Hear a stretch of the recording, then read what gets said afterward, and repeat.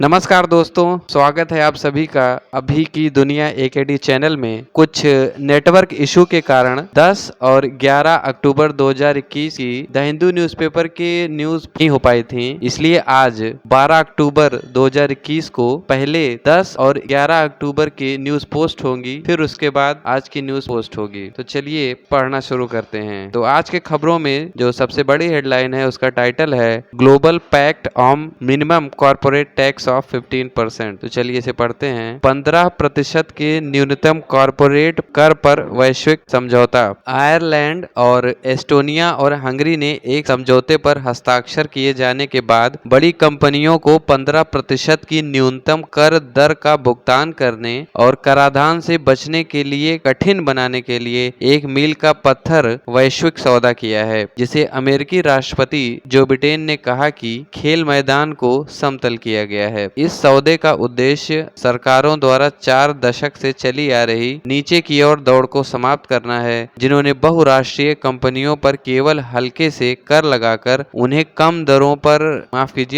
कर दरों के लिए खरीदने की अनुमति देकर निवेश और नौकरियों को आकर्षित करने की मांग की है। 4 साल से बातचीत चल रही है, महामारी के दौरान ऑनलाइन चलती है। अमेरिकी राष्ट्रपति बिडेन से एक सौदे के लिए समर्थन और कोविड-19 संकट की लागतों ने हाल के महीनों में इसे अतिरिक्त गति दी है। श्री बिडेन ने एक बयान में कहा कि इतिहास में पहली बार एक मजबूत वैश्विक न्यूनतम कर की स्थापना अंततः अमेरिकी श्रमिकों और करदाताओं के साथ साथ दुनिया के बाकी हिस्सों के लिए भी खेल का मैदान होगा। इस सौदे का उद्देश्य बड़ी फर्मों को आयरलैंड जैसे कम कर वाले देशों में मुनाफे की बुकिंग से रोकना है, भले ही उनके ग्राहक कहीं भी हों। एक ऐसा मुद्दा जो बिग टेक दिग्गजों के उदय के साथ और अधिक दबाव बन गया है, जो आसानी से सीमाओं के पार व्यापार कर सकते हैं। इसमें शामिल 140 देशों में से 136 ने समझौते का समर्थन किया, जिसमें केन्या, नाइजीरिया, पाकिस्तान और श्रीलंका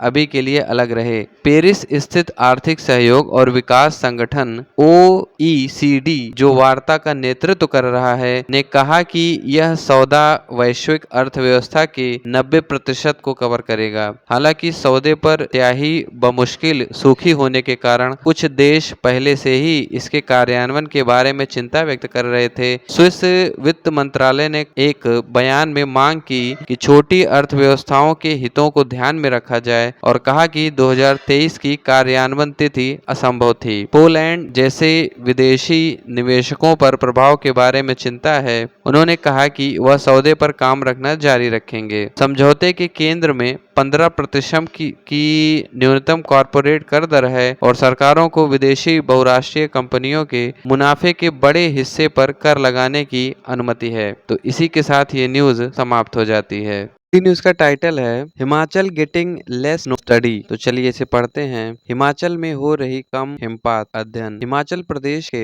पहाड़ी राज्य में पिछले 1 दशक में धीरे धीरे कम बर्फ देखी जा रही है और बर्फ के नीचे का क्षेत्र भी कम हो रहा है। पारिस्थितिक रूप से नाजुक राज्य में नदी घाटियों के जल विज्ञान को नियंत्रित करने में एक प्रमुख इनपुट के रूप में मौसमी बर्फ कवर के महत्व पर विचार करते हुए जलवायु परिवर्तन से उत्पन्न प्रवृत्ति ने पर्यावरणविदों को चिंतित कर दिया है। उन्नत वाइड फील्ड सेंसर AWIFS उपग्रह डेटा का उपयोग करते हुए state centre on climate change और स्पेस एप्लीकेशन सेंटर अहमदाबाद द्वारा संयुक्त रूप से किए गए एक हालिया अध्ययन से पता चलता है कि सतलुज, रावी, चिनाब और व्यास सहित प्रमुख नदी घाटियों में से 2019-20 की तुलना में 2020-21 की सर्दियों में बर्फ के कुल क्षेत्र में कुल मिलाकर 18.5% की कमी देखी गई। अध्ययन के सह लेखक SS रंधावा ने द हिंदू को बताया कि 2010 से 2014 के बीच उपलब्ध औसत बर्फबारी के आंकड़ों के आधार पर हमने 2015 से 2016 में मौसमी बर्फ के आवरण की स्थानिक सीमा का आकलन करना शुरू किया। तब से हर साल हम बर्फबारी की प्रवृत्ति का विश्लेषण कर रहे हैं, जिससे पता चलता है कि पिछले 1 दशक में कुल मिलाकर नकारात्मक की प्रवृत्ति रही है, लेकिन लेकिन एक विषम वर्ष के लिए परिणाम यह भी बताते हैं कि बर्फबारी की घटना के पैटर्न में भी धीरे धीरे बदलाव आ रहा है। चरम सर्दियों में बर्फबारी थोड़ी कम हो रही है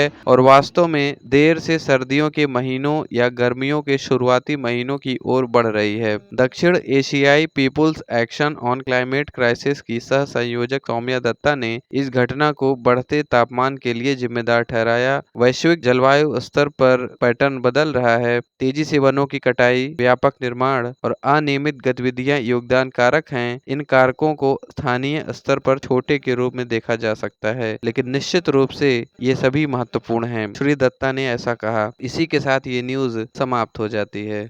अगली न्यूज का टाइटल है China here to stay says army chief on Ladakh. चलिए इसे पढ़ते हैं। चीन यहाँ पर रहने के लिए है, लद्दाख पर सेना प्रमुख ऐसा कहते हैं। भारत और चीन के साथ रविवार को कोर कमांडर वार्ता का 13वां दौर आयोजित करने के लिए सेना प्रमुख जनरल मनोज नरवणे ने शनिवार को पूर्वी लद्दाख में वास्तविक नियंत्रण रेखा LAC के साथ चीन द्वारा बड़े पैमाने पर निर्माण का जिक्र करते हुए कहा कि अगर पीपुल्स लिबरेशन आर्मी PLA रहने के लिए तैयार है तो भारतीय सेना भी वहां रहने के लिए तैयार है। जनरल नरवणे ने कहा कि अगर चीनी पक्ष दूसरी सर्दियों के दौरान तैनाती को बनाए रखता है तो इसका निश्चित रूप से मतलब होगा कि हम एक तरह की LOC नियंत्रण रेखा की स्थिति में होंगे। हालांकि सक्रिय LOC नहीं है जैसा कि पश्चिमी मोर्चे पर है। हाँ, यह चिंता का विषय है कि बड़े पैमाने पर निर्माण हुआ है और जारी है। हाँ, और उस तरह के निर्माण को बनाए रखने के लिए चीनी पक्ष में बुनियादी ढांचे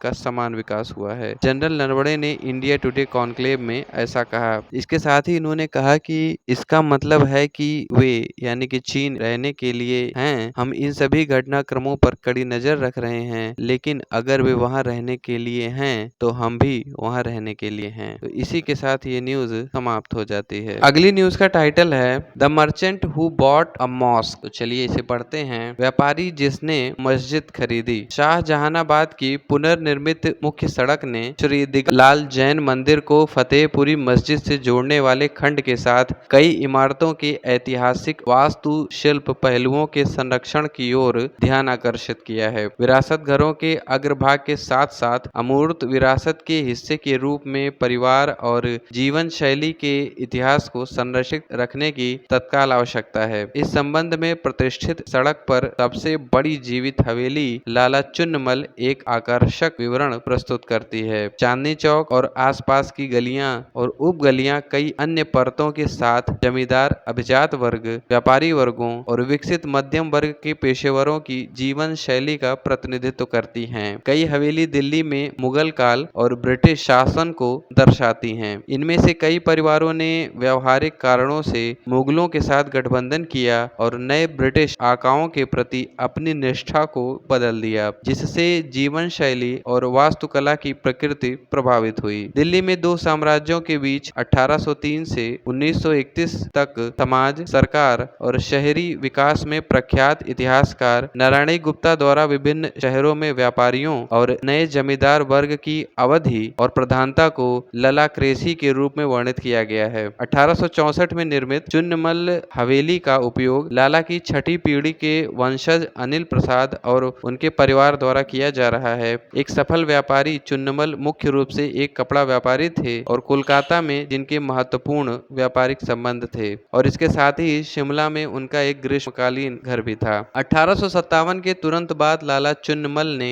आज के चांदनी चौक और फतेहपुरी मस्जिद के एक बड़े हिस्से को एक नीलामी में थोड़े से पैसे में खरीद लिया। प्रसाद टिप्पणी करते हैं कि विद्रोह के बाद अधिकांश मस्जिदों को कुछ वर्षों के लिए बंद कर दिया गया था। कई मुसलमान शहर छोड़कर भाग गए। मेरे दादाजी जो एक व्यवहारिक व्यवसायी थे, मस्जिद के आसपास की दुकानों पर नजर रखते थे। परिवार के स्वामित्व वाली दुकानों ने शाहजहानाबाद, महरौली, नांगलोई आदि में शिवालय, धर्मशालाएं और पीने के पानी के खोखे बनाए, तो वह एक मस्जिद का प्रबंधन क्यों नहीं कर सके। उनका कहना है कि परिवार के पास तत्कालीन मैजेस्टिक सिनेमा से लेकर कुछ बैप्टिस्ट चर्च और वर्तमान भगीरथ पैलेस के पीछे के क्षेत्र की दुकानें थीं। कुछ वर्षों के बाद परिवार ने फतेहपुरी मस्जिद को मुस्लिम समुदाय को लौटा दिया। अंग्रेजों ने इशारे को पहचाना और हमें कुछ गांव उपहार में दे दिए। कई अन्य लोगों के विपरीत जानबूझकर या अनजाने में चुन्नमल परिवार ने एक मस्जिद को ध्वस्त होने से बचाया, या एक बेकरी की दुकान या सशस्त्र बलों के लिए एक गैरिसन में बदल दिया। जब अंग्रेजों ने स्वतंत्रता के पहले युद्ध के बाद सत्ता संभाली, भव्य हवेली में मजबूत कच्चा लोहा, बालकनियां और सर्पिल सीढ़ियां, लकड़ी की वेनेशियन खिड़कियां और सना हुआ ग्लास का उपयोग किया जाता था। आंतरिक सज्जा इंडो वेस्टर्न सौंदर्य शास्त्र की विशेषता है, जैसे मोमबत्तियों के लिए प्रसिद्ध ओस्लर कांच के बने पदार्थ, झूमर, बेल्जियम के दर्पण, यूरोपीय फर्नीचर, घड़ियां, टेलीफोन, फायरप्लेस और यहाँ तक कि चिमनी के लिए रखरखाव उपकरण। इंटीरियर को अलंकृत करने के लिए परिष्कृत शिल्प में सिंध से मिट्टी की टाइलें शामिल हैं, जो एक कालीन रूप प्रदान करती हैं। छत में सोना चढ़ाया हुआ प्लास्टर का काम प्राकृतिक नील के साथ ऑफसेट है। बर्फ एक बहुप्रतीक्षित उत्पाद के रूप में उभरा, क्योंकि अंग्रेजों को अपने पेय और पानी को ठंडा करने के लिए की आवश्यकता थी। चुन्नमल के पास प्रसिद्ध बर्फखाना या उत्तरी दिल्ली में बर्फ बनाने वाली इकाई, पुरानी सब्जी मंडी और पुल बंगश का स्वामित्व था। 2 बार नगर निगम के लिए चुने गए, वह उन कुछ भारतीयों में से एक थे जिन्हें ब्रिटिश दिनों के दौरान दिल्ली जिमखाना क्लब की सदस्यता प्रदान की गई थी। चुन्नमल परिवार घोड़ों को पालता था, कुछ को उनके घर के अस्तबल में रखा गया था, जबकि अन्य को दिल्ली रेस क्लब में रखा गया था। परिवार के लिए खास जगह रोशनारा क्लब के पास उनका रामबाग गार्डन था। वायसराय ने दौरा किया, जहाँ पर इंदिरा गांधी भोजन करने आई और परिवार ने घुड़दौड़ में भाग लिया, जिसमें लखनऊ में अमीनाबाद हॉर्स शो जीतना भी शामिल था। परिवार के कुछ सदस्य फ्रीमसेन के गुप्त समाज के सदस्य भी बन गए, जो सिविल लाइंस के कुदसिया बाग में मिलते रहे। आंगन में वेश्याओं की सभा होती थी, जिसे परिवार की महिलाएं बांस के पर्दों के पीछे से देखती। प्रसाद की बहू त्वचा प्रसाद ने बताया कि कैसे महिला सेवा प्रदाता नई धोबी और नाई एक जनाना या महिला क्वार्टर से दूसरी हवेलियों में समाचार प्रसार करते हैं। घर की हलचल ने महिलाओं को एक पारसी शासन के मार्गदर्शन में पश्चिमी व्यंजन पकाने में कौशल हासिल करते हुए देखा। 1920 के दशक में शुरू की गई वुमेन एंड होम पत्रिका से व्यंजनों तक पहुंच प्राप्त। दुनिया के विभिन्न हिस्सों में यूनेस्को और शहरी सरकारों जैसे संगठन ऐतिहासिक शहरी परिदृश्य के संरक्षण के साथ विकास को संतुलित करने के लिए नीतियां बनाने का प्रयास करते हैं। वे हितधारकों को शामिल करते हैं, हेरिटेज घरों के मालिकों को घरों के अंदरूनी हिस्से को आधुनिक बनाने के दौरान अग्रभाग बनाए रखने के लिए प्रोत्साहित करते हैं। चांदनी चौक के पुनर्निर्माण के लिए समग्र नीतियों की आवश्यकता होती है और 30 से अधिक निजी सार्वजनिक स्वामित्व वाली विरासत इमारतों में से कई को उन इमारतों से बदल दिया जाता है जो ऐतिहासिक परिदृश्य के चरित्र के साथ नहीं जाते हैं। तो इसी के साथ ये न्यूज समाप्त हो जाती है। न्यूज का टाइटल है DU second cut off list is marginal decline. चलिए इसे पढ़ते हैं। DU की दूसरी कट ऑफ लिस्ट में मामूली गिरावट। दिल्ली विश्वविद्यालय ने शनिवार को अपनी दूसरी कट ऑफ सूची जारी की, जिसमें आवश्यक अंकों के साथ पहली सूची से मामूली गिरावट देखी गई और कई पाठ्यक्रमों में प्रवेश के लिए बंद कर दिया गया। हिंदू कॉलेज, जिसने BA ऑनर्स राजनीति विज्ञान के लिए 100% कट ऑफ आंका था, ने दूसरी सूची में पाठ्यक्रम में प्रवेश बंद कर दिया है। कॉलेज में BA ऑनर्स दर्शन, BA ऑनर्स अंग्रेजी, BA honours Hindi, BA honours इतिहास, BA ऑनर्स संस्कृत और BA ऑनर्स समाज शास्त्र में प्रवेश भी बंद हो गए हैं। रामजस कॉलेज, जिसने राजनीति विज्ञान ऑनर्स के लिए कट ऑफ 100% निर्धारित किया था, ने दूसरी कट ऑफ में आवश्यक अंकों में किसी भी बदलाव को प्रभावित नहीं किया है, जबकि BSc ऑनर्स भौतिकी के लिए कट ऑफ से आ गया है, जो कि 100% से घटकर 99.33% हो गया है। कॉलेज में BA प्रोग्राम कॉम्बिनेशन के लिए कट ऑफ 100% से घटकर 99.5% हो गई है। Shri Ram college of commerce SRCC, जिसने BA ऑनर्स अर्थशास्त्र और BCom ऑनर्स के लिए कट ऑफ 100% आंकी थी, ने दूसरी सूची में क्रमशः 99.75% और 99.12% अंक कम कर दिए हैं। तो इसी के साथ ये न्यूज समाप्त हो जाती है। अगली न्यूज का टाइटल है वायलर अवार्ड फॉर बेनी। तो चलिए इसे पढ़ते हैं। बेनियामिनी के लिए वायलर पुरस्कार। बेनियामिन के उपन्यास मंथा लिरिले 20वें कम्युनिस्ट वारशंगल ने 45वां वायलर राम वर्मा वर्मा स्मृति साहित्य पुरस्कार जीता है। Viral Ram Verma memorial trust द्वारा स्थापित यह पुरस्कार प्रसिद्ध कवि और गीतकार की याद में दिया जाता है। इसमें 1 लाख रुपए का पर्स मूर्तिकार कनई कुन्ही रमन द्वारा तैयार की गई एक कांस्य प्रतिमा और एक प्रशस्ति पत्र है। लेखक के.आर. मीरा, जॉर्ज उन्नाकूर और सी. उन्नीकृष्णन की जूरी द्वारा प्रतिष्ठित पुरस्कार के 2021 संस्करण के लिए उपन्यास का चयन किया गया है। मंथा लिरिले 20 कम्युनिट वारशंगल में बेन्यामिन, जो अपने पुरस्कार विजेता उपन्यासों जैसे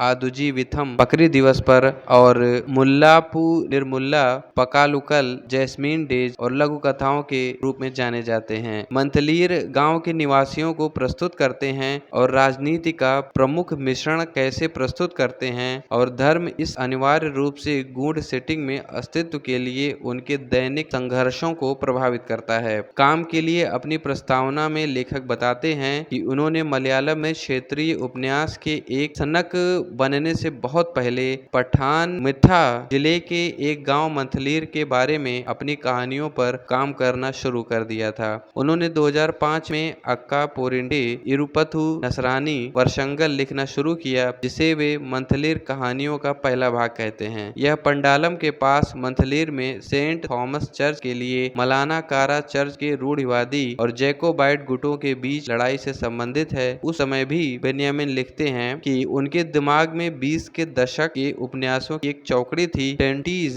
क्योंकि वह मानव जीवन को प्रत्येक 20 वर्षों के चरणों में देखना पसंद करते थे। मंथा लिरिले 20 कम्युनिस्ट वारशंगल इन कहानियों का दूसरा भाग बनाता है। बेन्यामिन, जिनका जन्म कुलनाडा पथानमथिट्टा से है, इनका वास्तविक नाम बेनी डेनियल है। वह केरल साहित्य पुरस्कार, क्रॉस वर्ड बुक अवार्ड, साहित्य के लिए जेसीबी पुरस्कार और मुथुत्तु वर्की पुरस्कार के प्राप्त करता है। बेन्यामिन को यह पुरस्कार 27 अक्टूबर को राम वर्मा की पुण्यतिथि पर तिरुवनंतपुरम के निशागंधी सभागार में प्रदान किया जाएगा। तो इसी के साथ ये न्यूज समाप्त हो जाती है।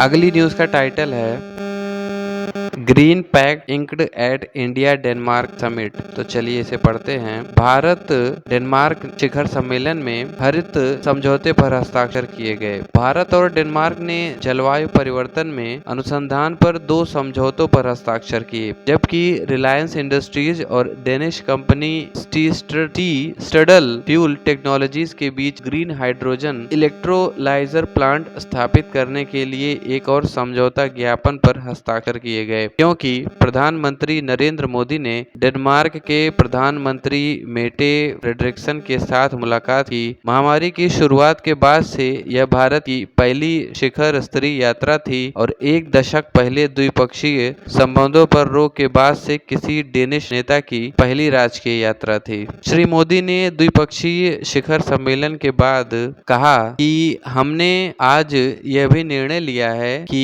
हम अपने सहयोग के दायरे का विस्तार करना जारी रखेंगे, इसमें नया आयाम जोड़ेंगे। हमें स्वास्थ्य के क्षेत्र में एक नई साझेदारी की शुरुआत की है। भारत में कृषि उत्पादकता और किसानों की आय बढ़ाने के लिए हमने कृषि से संबंधित प्रौद्योगिकी में सहयोग करने का भी फैसला किया है और खाद्य सुरक्षा, कोल्ड चेन, खाद्य प्रसंस्करण और उनकी चर्चाओं के परिणाम स्वरूप जल प्रबंधन का पता लगाया जाएगा। सरकारी समझौते, जिनमें से एक वैज्ञानिक और औद्योगिक अनुसंधान परिषद और डेनमार्क के भूवैज्ञानिक सर्वेक्षण के बीच भूजल मानचित्रण का संचालन करने के लिए और दूसरा भारतीय विज्ञान संस्थान और डेनफॉस इंडस्ट्रीज के बीच कार्बन आधारित शीतलन प्रणाली पर एक शोध केंद्र स्थापित करने का हिस्सा है। सितंबर 2020 में श्री मोदी और सुश्री फ्रेडरिक्सन के बीच एक आभासी शिखर सम्मेलन के बाद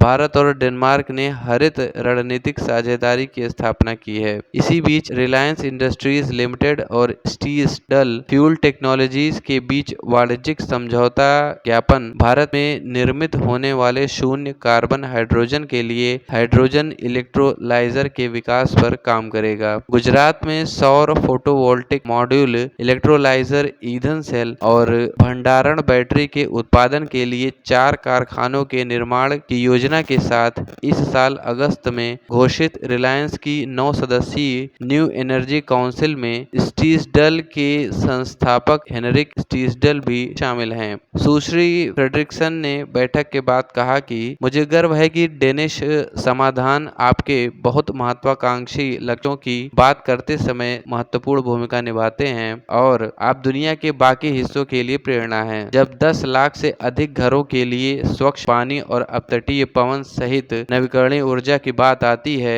तो आपने बहुत ही महत्वाकांक्षी लक्ष्य निर्धारित किए हैं। भारत अक्टूबर 2020 में विश्व व्यापार संगठन में भारत दक्षिण अफ्रीका के प्रस्ताव पर आपत्तियों को छोड़ने के लिए यूरोपीय भागीदारों के साथ भी जुड़ा हुआ है, जो महामारी के दौरान कोविड दवाओं और टीकों से संबंधित सभी पेटेंटों को माफ करने का प्रयास करता है। जब पूछा गया तब विदेश मंत्रालय के अधिकारियों ने पुष्टि नहीं की कि क्या श्री मोदी ने इस मुद्दे को उठाया था, लेकिन कहा कि सुश्री फ्रेडरिक्सन भारत के टीकाकरण अभियान से प्रभावित थी। तो इसी के साथ ये न्यूज समाप्त हो जाती है। अगली न्यूज का टाइटल है government clears appointments of CJs. चलिए इसे पढ़ते हैं। सरकार सीजेस की नियुक्तियों को मंजूरी देती है। सरकार ने शनिवार को त्रिपुरा उच्च न्यायालय के न्यायाधीश ए कुरैशी का राजस्थान उच्च न्यायालय में तबादला करने को मंजूरी दे दी। स्थानांतरण विभिन्न उच्च न्यायालयों में मुख्य न्यायाधीशों के 13 तबादलों और नियुक्तियों में से एक था। वे मुख्य न्यायाधीश NV रमना के नेतृत्व में सुप्रीम कोर्ट कॉलेजियम द्वारा किए गए एक बड़े फेरबदल का हिस्सा हैं। सितंबर में विभिन्न उच्च न्यायालयों में नियुक्तियों, तबादलों और पुनः तबादलों के लिए 100 से अधिक सिफारिशें कॉलेजियम से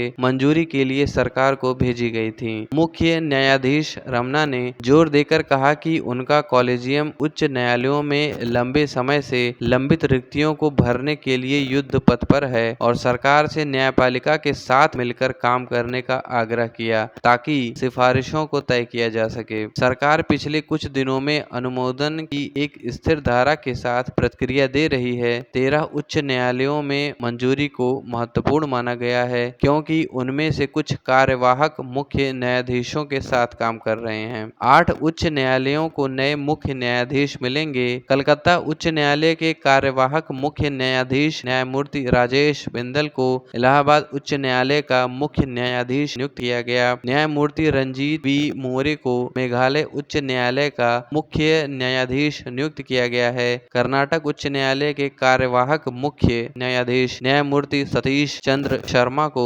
तेलंगाना उच्च न्यायालय का मुख्य न्यायाधीश नियुक्त किया गया है। मध्य प्रदेश उच्च न्यायालय के न्यायाधीश न्यायमूर्ति प्रकाश श्रीवास्तव को कलकत्ता उच्च न्यायालय का मुख्य न्यायाधीश नियुक्त किया गया है। न्यायमूर्ति RV मलमठी को मध्य प्रदेश उच्च न्यायालय का मुख्य न्यायाधीश नियुक्त किया गया है और वर्तमान में हिमाचल प्रदेश उच्च न्यायालय के कार्यवाहक मुख्य न्यायाधीश हैं। न्यायमूर्ति ऋतुराज अवस्थी को कर्नाटक उच्च न्यायालय के मुख्य न्यायाधीश के रूप में नियुक्त किया गया है। न्यायमूर्ति अरविंद कुमार को गुजरात उच्च न्यायालय का मुख्य न्यायाधीश नियुक्त किया गया है। न्यायमूर्ति प्रशांत कुमार मिश्रा आंध्र प्रदेश उच्च न्यायालय के मुख्य न्यायाधीश के रूप में कार्यभार संभालेंगे और वर्तमान में छत्तीसगढ़ उच्च न्यायालय के कार्यवाहक मुख्य न्यायाधीश के रूप में कार्यरत हैं। जस्टिस कुरैशी समेत 5 मुख्य न्यायाधीशों का तबादला कर दिया गया है। राजस्थान उच्च न्यायालय के मुख्य न्यायाधीश न्यायमूर्ति इंद्रजीत महांती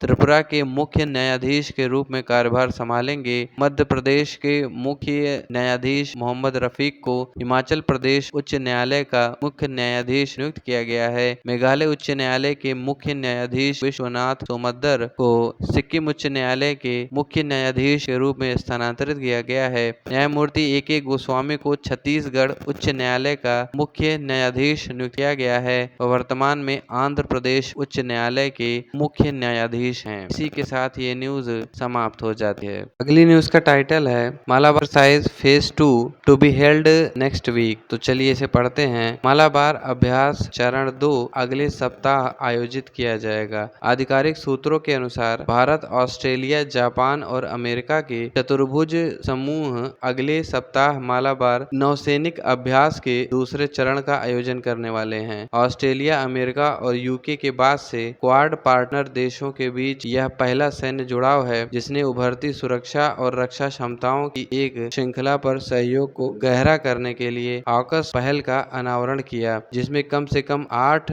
परमाणु संचालित पनडुब्बियों एसएसएन के साथ ऑस्ट्रेलियाई को लैस करना शामिल है। एक आधिकारिक सूत्र ने बताया कि यह अभ्यास 3 दिनों तक चलेगा, जो 12 अक्टूबर से बंगाल की खाड़ी में शुरू होगा। मालाबार का पहला चरण इसका 25वां संस्करण भी है। अमेरिका द्वारा आयोजित किया गया और यह 26 से 29 अगस्त तक गुआम में आयोजित किया गया था। Japan maritime self defence force के पोत जो द्विपक्षीय अभ्यास जाइमैक्स के लिए भारत पहुंचे चरण 2 में भाग लेंगे। इसमें इजुमो श्रेणी के हेलीकॉप्टर वाहकागा और निर्देशित मिसाइल विध्वंसक पूरा समय के साथ साथ उनके अभिन्न SH-60 के हेलीकॉप्टर शामिल हैं। मालाबार अभ्यास 1992 में भारत अमेरिका अभ्यास के रूप में शुरू हुआ था। 2015 में जापान एक स्थायी सदस्य के रूप में शामिल हुआ और ऑस्ट्रेलिया को 2020 संस्करण में शामिल किया गया। तो यहाँ पे बहुत ही इंपॉर्टेंट न्यूज है और ये बहुत ही इंपॉर्टेंट लाइन भी लिखी हुई है कि मालाबार अभ्यास कब शुरू हुआ। मालाबार अभ्यास भारत अमेरिका अभ्यास के रूप में 1992 में शुरू हुआ। जापान इसके सदस्य के रूप में कब शामिल हुआ, तो जापान 2015 में इसके स्थायी सदस्य के रूप में शामिल हुआ और ऑस्ट्रेलिया कब शामिल हुआ, तो ऑस्ट्रेलिया 2020 में शामिल हुआ। इसी के साथ ये न्यूज समाप्त हो जाती है। अगली न्यूज का टाइटल है M Ravichandran to be earth sciences secretary. तो चलिए इसे पढ़ते हैं। एम रविचंद्रन होंगे पृथ्वी विज्ञान सचिव। सरकार ने एम रविचंद्रन को पृथ्वी विज्ञान मंत्रालय का सचिव नियुक्त किया है। यह वर्तमान में राष्ट्रीय महासागर और ध्रुवीय अनुसंधान केंद्र गोवा के निदेशक हैं और अंटार्कटिक और आर्कटिक के लिए भारत के कई वैज्ञानिक मिशनों के समन्वय के प्रभारी हैं। द हिंदू ने इसकी पुष्टि करते हुए कैबिनेट की नियुक्ति समिति के एक नोट को देखा है। सरकार का मुख्य जोर इसका डीप ओशन मिशन है। इस वर्ष जून में आर्थिक मामलों की मंत्रिमंडलीय समिति ने संसाधनों के लिए गहरे समुद्र का अन्वेषण करने और समुद्री संसाधनों के सतत उपयोग करने के लिए गहरे समुद्र की प्रौद्योगिकियों को विकसित करने के मिशन के लिए 5 साल के लिए 4077 करोड़ को मंजूरी दी है। डीप ओशन मिशन के प्रमुख घटकों में 3 लोगों को वैज्ञानिक सेंसर और उपकरणों के साथ 6000 मीटर की गहराई तक ले जाने के लिए एक मानव युक्त पनडुब्बी विकसित करना है। तो इसी के साथ ये न्यूज समाप्त हो जाती है।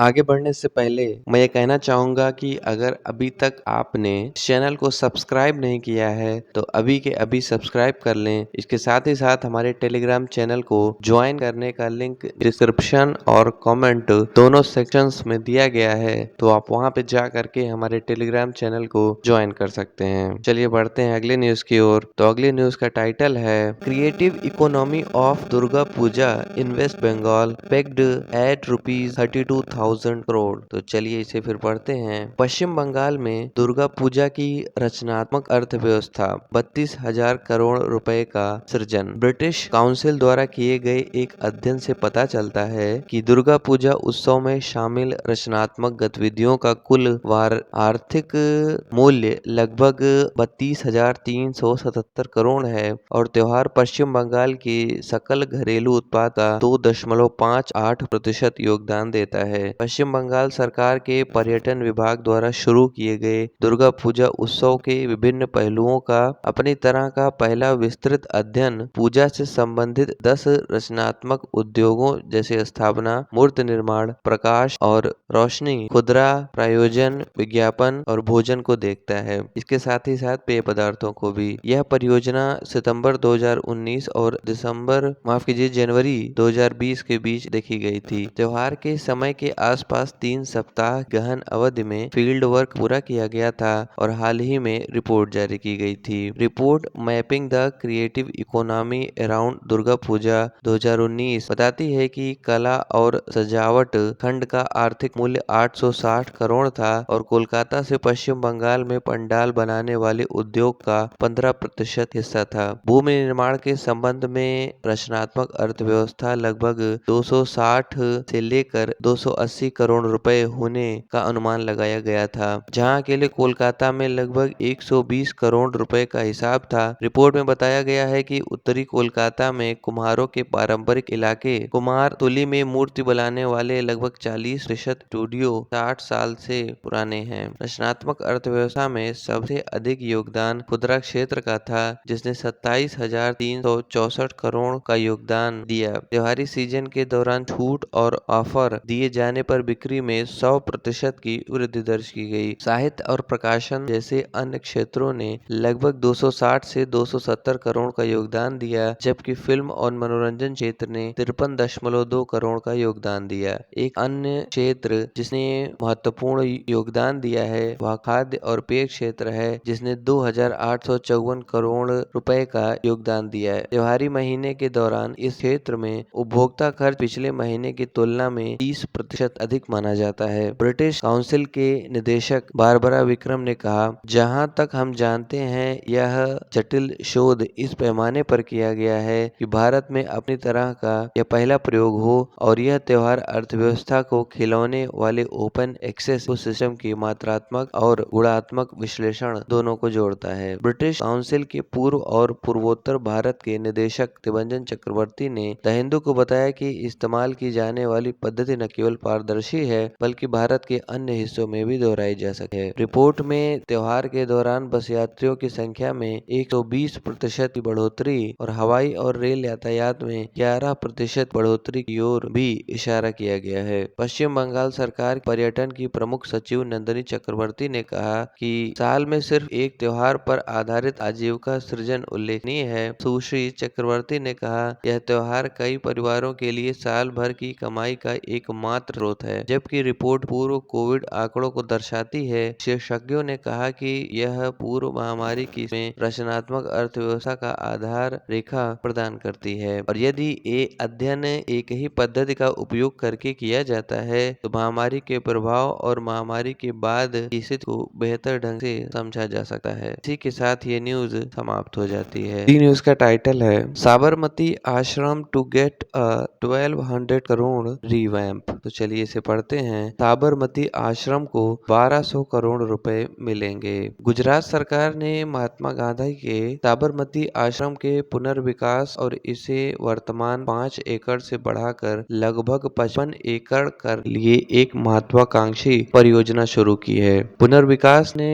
1917 में महात्मा गांधी के समय में बनाए गए सभी विरासत भवनों को पुनर्स्थापित करना, इसके साथ वहां रहने वाले परिवारों को स्थानांतरित करना और आश्रम आने वालों के लिए गांधी जी के दर्शन और संदेश को जीवंत करना शामिल होगा। इस परियोजना की निगरानी स्वयं प्रधानमंत्री नरेंद्र मोदी कर रहे हैं, जिसमें साबरमती आश्रम को सुविधाओं के साथ साथ एक विश्व स्तरीय स्मारक में बदलने के लिए 1200 करोड़ रुपए खर्च करने की योजना शामिल है, ताकि सभी आश्रम आगंतुकों को वास्तव में पूर्ण शैक्षिक और इमर्सिव अनुभव हो सके। महात्मा गांधी के जीवन, कार्य, दर्शन और दुनिया के लिए संदेश के अर्थ और महत्व का मापन करना है। राज्य सरकार ने जोरदार ढंग से माना है कि पुनर्विकास परियोजना, जिसे गांधी आश्रम स्मारक और परिसर विकास परियोजना के रूप में भी जाना जाता है, इस तरह से किया जाएगा जो मूल आश्रम के लोकाचार का सम्मान करता है, क्योंकि यह गांधी जी द्वारा प्रचारित मूल्यों को बनाए रखेगा,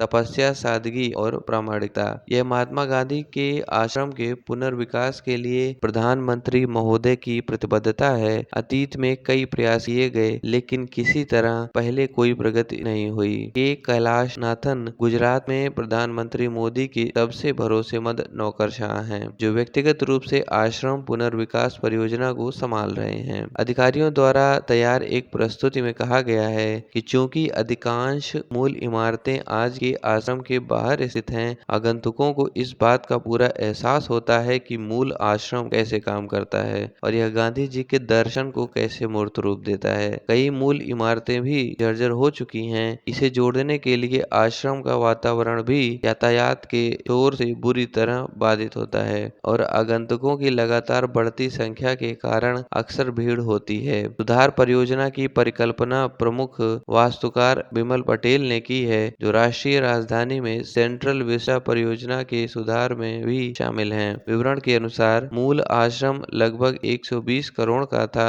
जब इसे पहली बार 1917 में स्थापित किया गया था। 1917 से 1930 तक आश्रम में महात्मा के जीवन काल के दौरान आश्रम के क्षेत्र में 63 भवन बनाए गए थे। आज मूल इमारतों में से केवल 43 ही शेष बचे हैं। ऐतिहासिक कारणों से वर्तमान में आश्रम क्षेत्र में रहने वाले लगभग 250 परिवारों में से 54 ने पहली किस्त स्वीकार कर ली है और 56 परिवारों ने सरकार द्वारा स्थानांतरित करने के लिए प्रस्तावित मुआवजे की दूसरी किस्त स्वीकार कर ली है। बाकी अभी भी अपने विकल्पों पर विचार कर रहे हैं। हालांकि सुधार ने गांधीवादियों, कार्यकर्ताओं और विद्वानों के एक वर्ग के बीच विवाद और आक्रोश पैदा कर दिया है। जीवन के विभिन्न क्षेत्रों में कम से कम 130 हस्तियों ने योजना का विरोध किया है। एक संयुक्त बयान में उन्होंने पुनर्विकास योजनाओं को शुरू करने के लिए केंद्र और राज्य सरकारों की आलोचना की और कहा कि प्रस्तावित परियोजना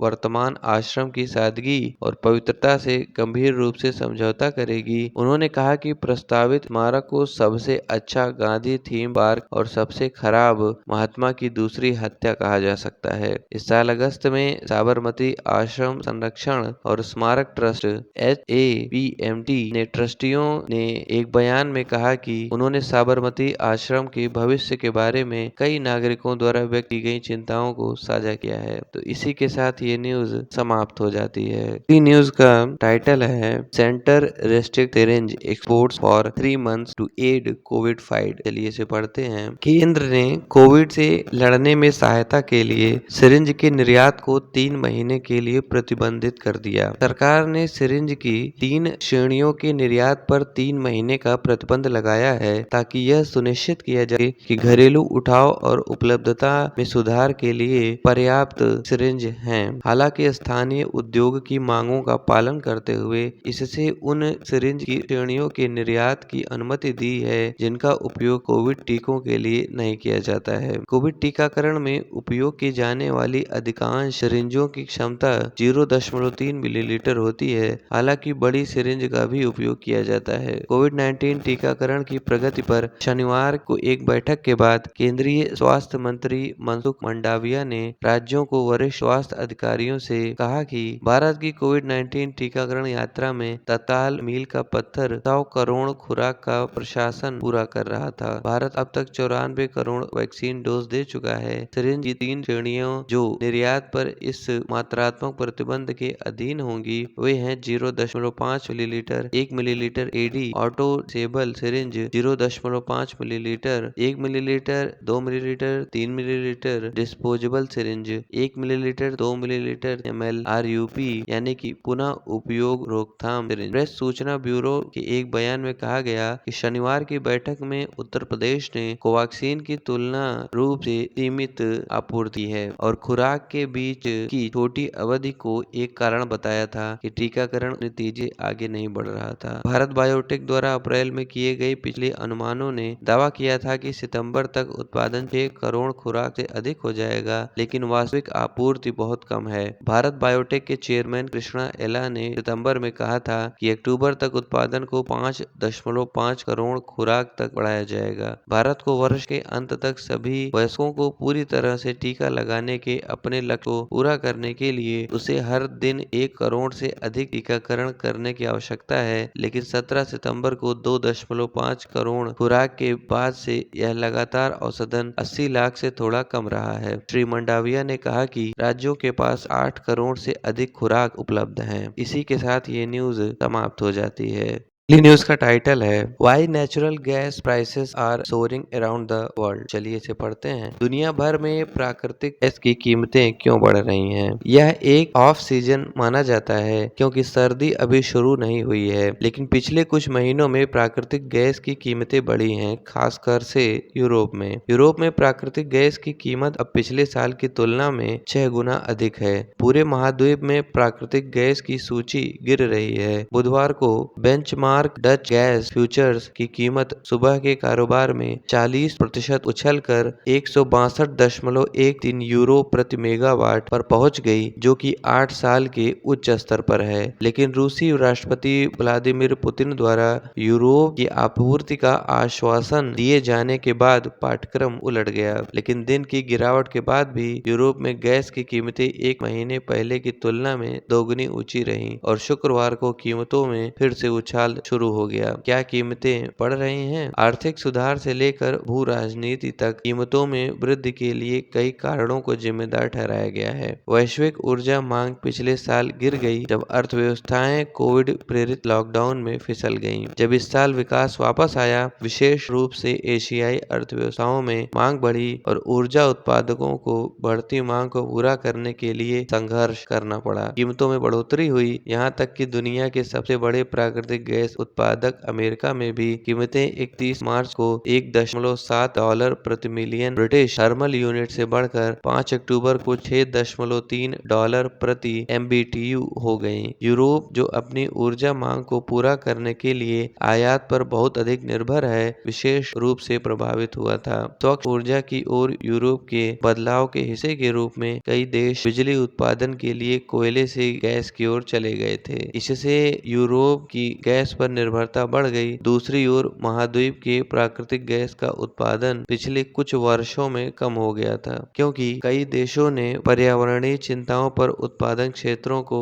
बंद कर दिया है। यदि यूरोप का प्राकृतिक गैस उत्पादन रूस को छोड़कर 2005 में लगभग 300 बिलियन क्यूबिक मीटर था, तो यह 2021 में 200 बिलियन क्यूबिक मीटर से कम हो गया, जैसा कि राइस्टेड एनर्जी के अनुसार है। यूरोप के प्राकृतिक गैस के मुख्य उत्पादक नॉर्वे ने अपने उत्पादन को 2015 में 117.6 BCM से घटाकर 2021 में 105.3 BCM कर दिया है। इससे यूरोप काफी हद तक रूस पर निर्भर हो गया है। जैसे जैसे दुनिया भर में बढ़ती मांग और यूरोप में उत्पादन में गिरावट के बीच कीमतें बढ़ी, यूक्रेन और पोलैंड के बीच वाली पाइपलाइन के माध्यम से रूस से आपूर्ति भी सिकुड़ गई, जिससे स्थिति और खराब हो गई। रूस ने एक और गैस पाइपलाइन नॉर्ड स्ट्रीम 2 का निर्माण किया है, जो यूक्रेन और पोलैंड को दरकिनार करते हुए रूसी गैस को सीधे जर्मनी ले जाएगी, जिनकी सरकारें क्रेमलिन की आलोचना करती हैं। लेकिन नॉर्ड स्ट्रीम 2 के माध्यम से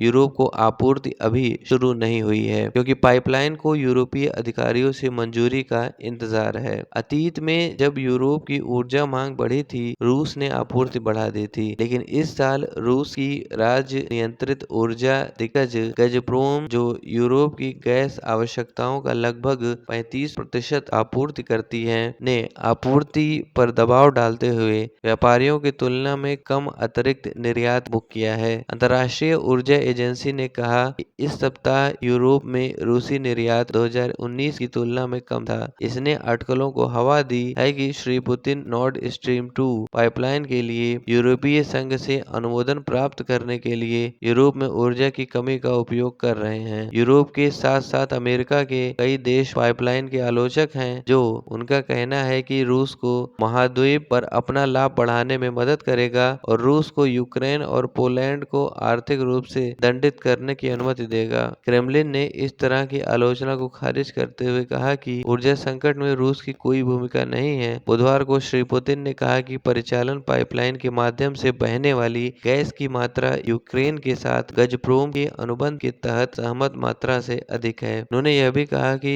रूस गैस सहित यूरोप में हमारे ऊर्जा संसाधनों की डिलीवरी की एक और रिकॉर्ड तक पहुंच सकता है। इससे कुछ समय के लिए बाजारों में सन्नाटा पसरा रहा है, लेकिन श्री पुतिन ने यह नहीं बताया कि रूस मौजूदा पाइपलाइन या नॉर्ड स्ट्रीम 2 के माध्यम से आपूर्ति कैसे बढ़ाने जा रहा है। रूसी अधिकारियों ने पहले ही कहा है, अगर नॉर्ड स्ट्रीम 2 जल्दी ऑनलाइन जाता है तो गजप्रोम यूरोप को और गैस भेज सकता है। यह देखा जाना है कि क्या अतिरिक्त आपूर्ति पाइपलाइन के लिए त्वरित स्वीकृति से जुड़ी होगी। इसके अलावा रूसी घरेलू गैस बाजार भी तंग बना हुआ है, माल कम चल रहा है और सर्दी आ रही है, जो रूस की निर्यात क्षमता को बाधित करने वाली मांग को बढ़ाएगी। और न केवल यूरोप और अमेरिका में बल्कि एशिया में भी मांग बढ़ रही है। भारत और चीन में कोयले की कमी से प्राकृतिक गैस की कीमतें और बढ़ सकती हैं। तो इसी के साथ ये न्यूज समाप्त हो जाती है। अगली न्यूज का टाइटल है mergers of blacks and kicks that hold a की टू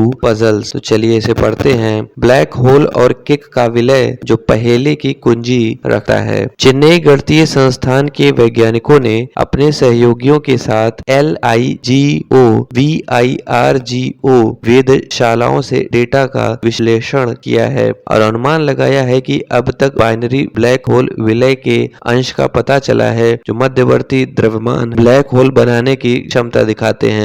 यह इस पहेली पर प्रकाश डालता है कि मध्यवर्ती द्रव्यमान वाले ब्लैक होल कैसे बनते हैं। ब्लैक होल तब बनते हैं जब एक विशाल तारा अपने जीवन काल के अंत में एक सुपरनोवा विस्फोट से गुजरता है। ब्लैक होल विस्फोट के अवशेषों से बनता है। हालांकि ऐसे कारक हैं जो इस प्रकार बने ब्लैक होल के द्रव्यमान को सीमित करते हैं। चेन्नई गणितीय संस्थान के भौतिक विज्ञानी KG अरुण के अनुसार सौर द्रव्यमान के लगभग 45 से 135 गुना के बीच द्रव्यमान वाले ब्लैक होल मानक तारकीय विकास द्वारा उत्पन्न होने की संभावना नहीं है, क्योंकि जोड़ी अस्थिरता प्रक्रिया या तो ब्लैक होल के अधिकतम द्रव्यमान को सीमित करती है या पूरी तरह से बाधित करती है। सुपरनोवा विस्फोट के दौरान खगोलविदों और ब्रह्मांड विज्ञानियों के लिए जो पहेली है वह यह है कि गुरुत्वाकर्षण तरंग संसूचकों ने ऐसे कई मध्यमवर्ती द्रव्यमान वाले ब्लैक होल देखे हैं। Laser interferometer gravitational wave observatory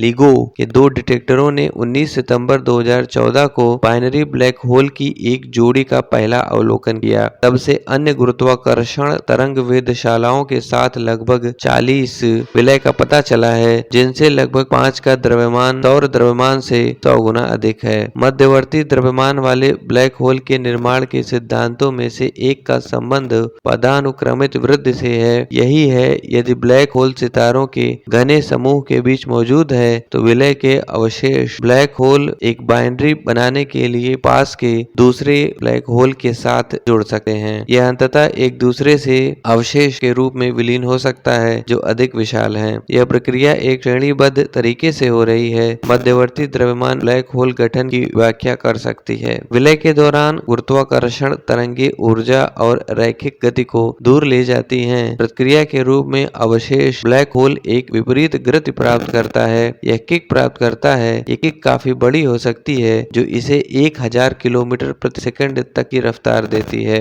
यदि यह किक वेग स्टार क्लस्टर के पलायन वेग से ऊपर है जिसमें ब्लैक होल बनता है तो यह सचमुच पर्यावरण से बच जाता है और बाहर निकल जाता है। यह इसे आगे के पदानुक्रमित विलय से गुजरने से रोकता है। अवशेष द्वारा प्राप्त किक की सीमा की गणना विलय करने वाले ब्लैक होल के द्रव्यमान और उनकी स्पिन से की जा सकती है। चेन्नई गणितीय संस्थान के PhD छात्र पार्थ प्रतिम महापात्रा कहते हैं कि जैसा कि GW अवलोकन का अनुमान देते हैं, हम LIGO द्वारा रिपोर्ट किए गए बाइनरी ब्लैक होल की आबादी में हर अवशेष ब्लैक होल को दिए गए किक की गणना कर सकते हैं। द एस्ट्रोफिजिकल जर्नल लेटर प्रकाशित काम पर एक पेपर के पहले लेखक कौन है? किक अनुमानों से यह समझने में मदद मिलती है कि इन विलयों में आगे पदानुक्रमित विलय से गुजरने और मध्यवर्ती द्रव्यमान वाले ब्लैक होल बनने की संभावना है। यह समझने के लिए क्या कुछ बाइनरीज के घटक पदानुक्रम से बनते हैं, खगोल भौतिकी मॉडल का उपयोग करते हुए हाल के अध्ययन हुए हैं। यह एक पूरक दृष्टिकोण है क्योंकि हम आगे के विलय में भाग लेने वाले अवशेषों की संभावनाओं में रुचि रखते हैं, न कि देखे गए बाइनरीज में एक या अधिक ब्लैक होल्स होते हैं जो पदानुक्रम से बनते हैं। प्रोफेसर अरुण कहते हैं, जिनकी प्रयोगशाला में काम किया गया था। स्टार क्लस्टर्स की एस्केप स्पीड की अत्याधुनिक समझ का उपयोग करते हुए किक और परिमाण का उपयोग करके उन्होंने अलग अलग देखी गई घटनाओं के लिए अनुमान लगाया है। समूह ने गणना की है कि अवशेषों का कितना अंश क्लस्टर में रह सकता है बशर्ते वे मूल रूप से विलय हो गए हों। हम पाते हैं कि 40 अवशेषों में से 17 को परमाणु तारा समूहों द्वारा बनाया रखा जा सकता है। प्रोफेसर अरुण ऐसा कहते हैं। तो इसी के साथ आज के द हिंदू न्यूज़पेपर के सभी समाचारों की समाप्ति। इस वीडियो को अधिक से अधिक लाइक करते हुए कमेंट भी कीजिएगा, इसके साथ ही अधिक से अधिक शेयर भी कीजिएगा और हमारे चैनल को सब्सक्राइब करते हुए बेल नोटिफिकेशन को भी ऑन कर दीजिए ताकि आने वाली वीडियोस की नोटिफिकेशंस आपको टाइम टू टाइम मिलती रहें। और साथ ही हमारे टेलीग्राम चैनल को ज्वाइन करने का लिंक नीचे डिस्क्रिप्शन के साथ साथ कमेंट सेक्शन में भी दिया गया है, तो आप वहां पे जा करके हमारे टेलीग्राम चैनल को ज्वाइन कर सकते हैं। मिलेंगे आपसे अगले वीडियो में, तब तक के लिए धन्यवाद और नमस्कार।